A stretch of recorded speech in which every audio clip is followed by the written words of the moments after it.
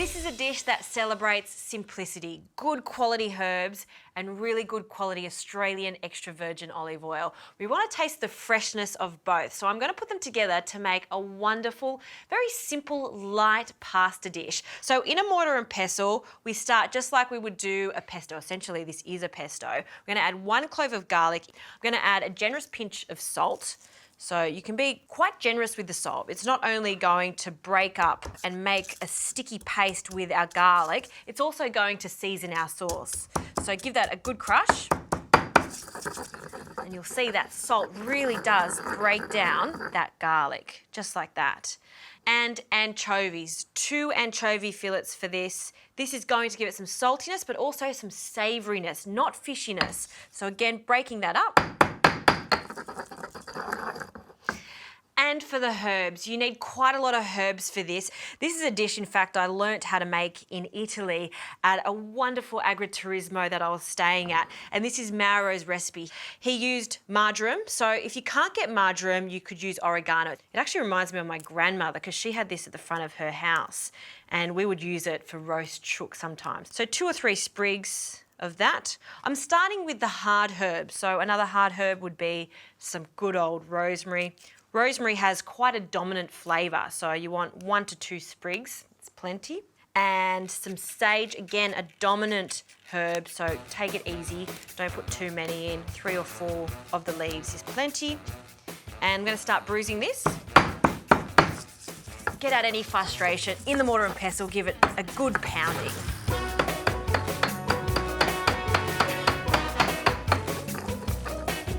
Right, look at that. It smells so good and you can see how pasty it is. That's what we're after. Now for the softer herbs. So good old parsley, a few sprigs of parsley. You can add a little more of this parsley to this dish. And tarragon. Tarragon has a wonderful aniseed flavour to it. So I'm going to add 2 sprigs to this. Okay, again, we're going to give this a really good pounding.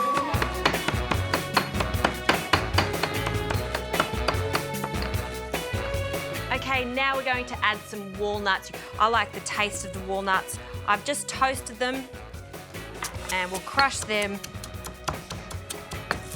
and just mix it up. So the hard part's really done for this sauce. Now it's just essentially combining everything together. I don't mind some texture, so don't over pound the nuts. And some pecorino. So pecorino can go straight in. We want about a handful.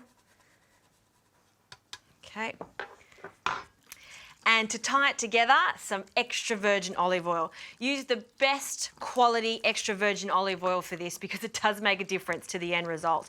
I'm using a robust extra virgin olive oil, and the reason I like to use a robust olive oil is because it's got a really peppery, herbaceous flavour to it. I want this to be poor in consistency, but at the same time still quite thick, so it really latches on to the pasta. So this sauce is pretty much done. Let's get our pasta on. I'm going to be using some pappardelle pasta, some fresh pappardelle pasta. It takes no time at all to cook, about 3 minutes. So that's why I like to get the sauce done. And all we need to do is just cook this. So rapidly boiling water, a generous pinch of salt, and in with our pappardelle. Just separate them. And I'll use my tongs just to mix them up. Now, in order to mix our sauce with our pasta, I'm going to place it into a pan. So we're not going to heat this sauce because we'll lose all those vibrant colours. So I'll just take that pestle out, grab a spatula, and this is very heavy. Ooh.